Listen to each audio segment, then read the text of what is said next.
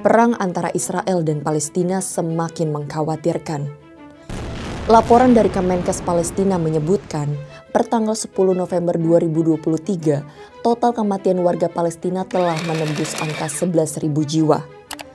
Sementara, di kubu Israel jumlah kematian diperkirakan 1.457 jiwa. Memang sangat miris bila kita membahas tentang perang Israel-Palestina.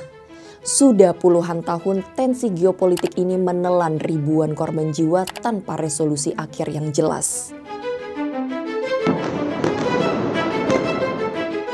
Namun, layaknya konflik-konflik lain di dunia, tentu perang antara Israel dan Palestina juga memiliki akar yang menjadi pemicu dari kehancuran yang terjadi hingga sekarang. Tapi, apa yang kira-kira menjadi genesis dari perang Israel-Palestina? Orang-orang punya pandangan yang cukup variatif ya tentang itu. Tapi kalau mau kasih satu jawaban, kayak kita bisa menyalahkan perang ini ke satu deklarasi nasional. Etnis Yahudi berhak membangun national home atau rumah nasional di tanah Palestina. Dalam deklarasi ini, Inggris juga menegaskan bahwa tidak boleh ada penyelewengan hak sipil dan agama atas etnis non-Yahudi yang sudah tinggal di Palestina. Buat orang awam, isi deklarasi ini mungkin terdengar biasa-biasa aja ya. Bahkan mungkin mulia dan adil. Tapi kenyataannya, pernyataan di dalam deklarasi ini justru malah jadi benih dari perseteruan antara orang Yahudi Israel dengan etnis Arab yang tinggal di Palestina. Hal itu karena kalimat national home di dalam deklarasi Balfour itu sangat multitafsir. Jadi, apa yang sebenarnya dimaksud dengan rumah nasional? Apakah semata-mata gedung atau bangunan, atau justru negara secara harafiah? Karena kerancuan ini, banyak yang menyalahkan Inggris atas terbitnya deklarasi Balfour.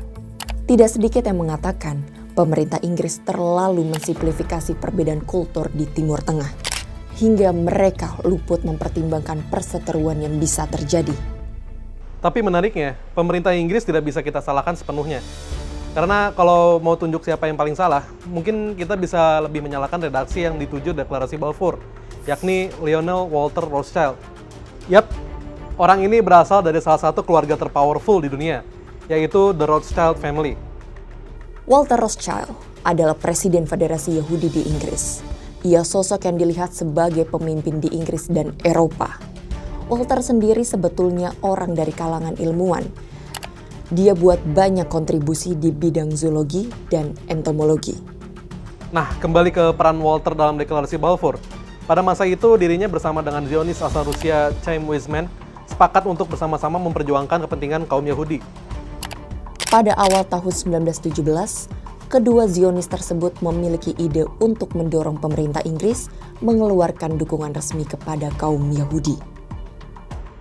Nah, Walter sama Weizmann ini membuat naskah awal dari deklarasi Balfour. Awalnya mereka menyebutkan bahwa Palestina seharusnya dipulihkan sebagai rumah nasional bagi bangsa Yahudi. Tetapi setelah adanya keberatan di dalam kabinet Inggris, kata-kata itu dibuat menjadi lebih netral. Kalau kata catatan sejarah yang dihimpun oleh Al Jazeera, kedua tokoh itu melakukan lobi-lobi yang cukup kuat ke pemerintah Inggris hingga mereka akhirnya menurut. Setelah deklarasi Balfour diterbitkan, Walter diketahui menjadi filantropis yang banyak membantu kepentingan Israel.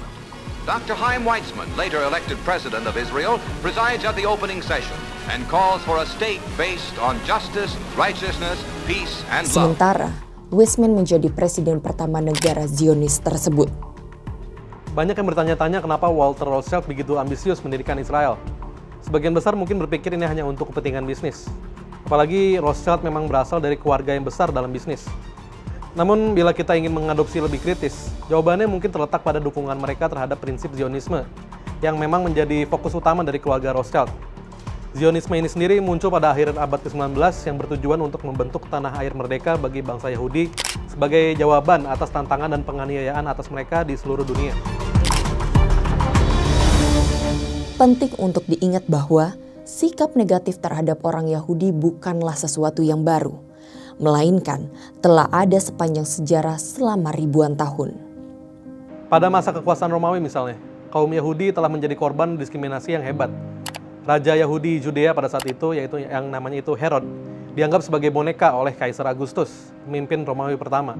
Pada saat itu Herod bahkan terpaksa menahan martabatnya karena Augustus mewajibkan seluruh warga Yudea untuk mengikuti norma dan juga nilai dari Romawi.